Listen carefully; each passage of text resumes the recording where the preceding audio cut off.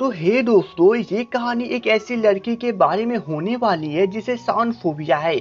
अगर उसे ज्यादा साउंड सुनाई देता है तो वो तुरंत ही मर सकती है। इसी कारण से वो हमेशा अपने कानों में हेडफोन लगा के रखती है। मूवी के शुरुआत में हम लोग केंटो को देखते हैं जो कि अपने कमरे में बैठकर लैपटॉप चला रहा था। केंटो हमेशा दूसरे लोगों से बच के रहता है क्योंकि उसे जर्मोफोबिया है। 8 साल की उम्र में केंटो की मॉम डैड गुजर गए जिससे कारण से वो अकेले रहने लगा। लेकिन एक दिन केंटो को अचानक से स्कूल में काफी सारे जर्म्स दिखने लगती हैं और तब उसे पता चलता है कि उसे जर्मोफोबिया हो गया है। इस बीमारी में इंसान को हर जगह जर्म्स दिखाई देते हैं जिसे इंसान बर्दाश्त नहीं कर पाता है और उसे गंदगी समझकर बहुत ज्यादा ही तड़प जाता है। इसी कारण से केंटो लोगों से दूर हमेशा अपने कमरों में बैठे रहता है और दिन भर वो हमेशा लैपटॉप चलाता है।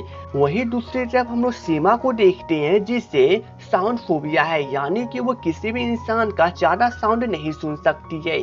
अगर वो ज्यादा साउंड सुनती है तो ब्रेन डैमेज होने के कारण वो मर सकती है और इसीलिए वो हमेशा अपने कानों में एक ईयरफोन लगा के चलती है। केंटो के घर के सामान खत्म हो चुका था इसलिए वो मार्केट अपने सामान लाने जा रहा था। बट रास्ते में एक आदमी खाना खा रहा था जिसे देखकर केंटो को लगता है कि यहाँ पे बहुत सारे जर्म्स है और इसी कारण से केंटो को अचानक से उल्टी आने लगती है और वो बस से नीचे उतर जाता है। सीमा इसी जगह से होकर गुजर रही थी और वो केंटो को देखती है तो उसे नजरअंदाज करके आगे बढ़ जाती है।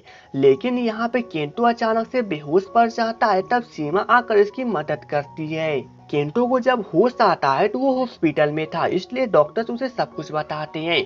लेकिन केंटो बिना किसी को कुछ बताए हॉस्पिटल से चला जाता है।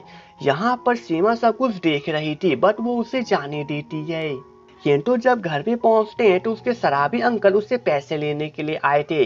केंटो यहाँ पर उन्हें मना करता है कि वो पैसे नहीं दे सकता बट फिर भी उसके अंकल जबरदस्ती उसे ब्लैकमेल करके उसे पैसे लेके चले जाते हैं। अंकल के चले जाने के बाद केंटो यहाँ पे सैनिटाइजर का छिड़काव कर देता है।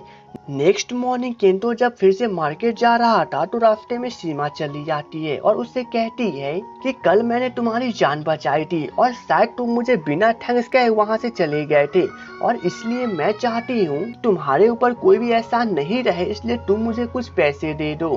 केंटो यहाँ पर सीमा को ज्यादा कुछ नहीं बोलता है और पैसे मांगने पे वो चुपचाप उसे पैसे दे देता है। लेकिन सीमा इसी का फायदा उठाकर वो कमरे के अंदर चली आती है और वो केंटो का पूरा घर देखती है तो वहाँ पे काफी सारे लैपटॉप थे। इसलिए सीमा उससे कहती है कि ये जगह छुपने के लिए बहुत ज्यादा अच्छे हैं और मैं हो सकती तो रेगुलर यहाँ पे आऊंगी। सीमा सभी सामान को छू रही थी इसलिए केंटो के फिर से जर्मोफोबिया हो जाता है और इसलिए वो काफी पागल जैसे हरकतें करने लगता है। लेकिन सीमा को कुछ समझ नहीं आता है इसलिए वो वहाँ से चुपचाप चली जाती है। नेक्स्ट मॉर्निंग सीमा फिर से केंटो से मिलने आती है और फिर से वो घर में सभी सामान को टच करने लगती है जिसके कारण केंटो को फिर से काफी सारे दौरे पड़ने लगते हैं और वो काफी सारी उल्टी कर देता है और उल्टी करने के दौरान वो बेहोश हो जाता है। बाद में जब केंटो को होश आता है तो सीमा ने उसके सभी कपड़ों को क्लीन कर दिए थे और तब सीमा उसे कहती है कि तुम्हारी हरकतों को देखकर मुझे तुम्हारी बीमारी के बारे में पता चल गया है, लेकिन मुझे इससे कोई भी फर्क नहीं पड़ता है और मैं फिर भी रेगुलर यहाँ पे आती रहूंगी। सीमा इतना करके घर से बाहर चली जाती है बट यहाँ पे सीमा के नाक से ब्लीडिंग होने लगता है क्योंकि उल्टी करने के वक्त केंटो बहुत जोर जोर से चिल्ला रहा था। सीमा जब वहाँ से घर पे जा रही थी तभी रास्ते में कुछ बाइक सवार लोग चले आते हैं और वो सीमा को वहाँ पे परेशान करने लगते हैं। सीमा से यहाँ पे वे सभी सामान को छीन के वहाँ से भाग जाते हैं। लेकिन सीमा इसे काफी ज्यादा परेशान हो जाती है क्योंकि उन लोगों ने उसके हेडफोन को भी नीचे फेंक के तोड़ दिया था। इसलिए सीमा केंटो को कॉल करके बुलाती है। सीमा के बुलाने पर केंटो खुद वहां पे पहुंच जाता है और वो खुद राइड कर सीमा को घर पे ड्रॉप करने ले जाता है। लेकिन इस दौरान हम लोग नोटिस करते हैं कि केंटो को कोई भी जर्मोफोबिया का इफेक्ट नहीं पड़ता है। नेक्स्ट मॉर्निंग फिर से केंटो के अंकल उससे मिलने आते हैं और उसे फिर से बहुत सारे पैसे लेके चले जाते हैं। शाम को सीमा फिर से केंटो को मिलने के लिए बुलाती है और उसे कहती है कि जब वो उसके साथ रहती है तो उसे जरा सा भी डर नहीं लगता है और वो जिंदगी को काफी खुल के जीती है। केंटो सीमा के साथ यहाँ पे फर्स्ट टाइम पिज्जा खाता है क्योंकि इससे पहले जब भी केंटो कोई खाना खाता था तो उसे जर्मोफोबिया का इफेक्ट पड़ता था। लेकिन फर्स्ट टाइम केंटो को कोई भी इफेक्ट नहीं पड़ता है। अब सीमा जब भी केंटो के घर पे जाती तो केंटो को कोई भी जर्मोफोबिया का इफेक्ट नहीं पड़ता और इसलिए ये दोनों अब एक दूसरे के टच में रहने लगती हैं। ऐसे करते करते कुछ दिन बीत जाते हैं। एक दिन सीमा अचानक से केंटो को किस कर देती है और कहती है कि अब उसे शायद जर्मोफोबिया का कोई इफेक्ट नहीं आ रहा है तो वो उसके साथ टाइम है और स्पेंड कर सकती है। सीमा जब घर पे पहुंचती है तो उसके डैड उसे बताते हैं कि उन्होंने एक जर्मन साइंटिस्ट से बात किया है जो कि सीमा के सभी प्रॉब्लम्स को दूर कर सकते हैं और वो पहले से ठीक हो सकती है। लेकिन ये सीमा के स्टेप डैड थे, इसलिए सीमा उनसे हमेशा गुस्सा रहा करती थी और फिर से वो गुस्सा होकर वहाँ से चली जाती है। सीमा यहाँ से केंटो के घर पे पहुँचती है और अपने कपड़ों को खोलने लगती है और कहती है कि आज वो उसके साथ नाइट स्पेंड करना चाहती है। लेकिन यहाँ पे केंटो मना कर देता है जिसके कारण सीमा गुस्सा होकर चली जाती है।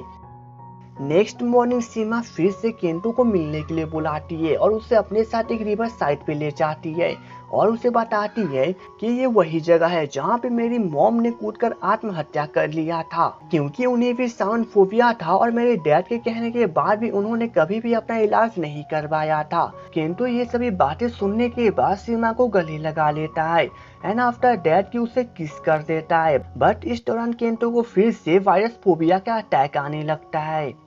बाद में जब केंटो को होश आता है तो उसे पता चलता है कि उसके अंकल ने उसे एक हॉस्पिटल में एडमिट कर दिया है। उसी वक्त यहाँ पर सीमा के डैड का फोन आता है और वे उसे बताते हैं कि उन्होंने सीमा के इलाज करवाने के लिए उसे जर्मनी भेज दिया है और उसका इलाज होने के बाद ही वो वहाँ पे आएगी। केंटो यह जानने के बाद थोड़ी राहत भरी सांस लेता है और वो अपनी जर्मोफोबिया का इलाज करवाता है। ऐसे करते हुए कुछ दिन बीत जाते हैं और केंटो यहाँ पर पूरी तरह से ठीक हो जाता है। केंटो पूरी तरह से ठीक हो चुका था, इसलिए वो अब इंसानों की दुनिया में पूरी तरह से सही से सांस ले पा रहा था। केंटो धीरे धीरे अब पार्ट टाइम जॉब्स करने लगता है और वो यहाँ पर एक कंपनी में जॉब अटेंड कर लेता है। एक दिन जब केंटो न्यू ईयर की पार्टी मनाने के लिए शहर से बाहर जाता है तो वहाँ पे सीमा भी आई थी। केंटो उसे देखे बहुत ज्यादा ही खुश था एंड आफ्टर दैट की सीमा उसे अब सब कुछ बताती है कि उसका इलाज खत्म हो चुका है तो वो वापस से जापान आ जाती है। एंड आफ्टर दैट के दोनों एक दूसरे को किस कर देते हैं और इसी के साथ इस मूवी की एंडिंग हो जाती है। तो हे दोस्तों, अगर आपको मेरा एक्सप्लेनेशन अच्छा लगा हो तो प्लीज वीडियो को लाइक और चैनल को सब्सक्राइब कर ले। तो चलिए दोस्तों, मिलेंगे नेक्स्ट वीडियो में, तब तक के लिए good bye and take care.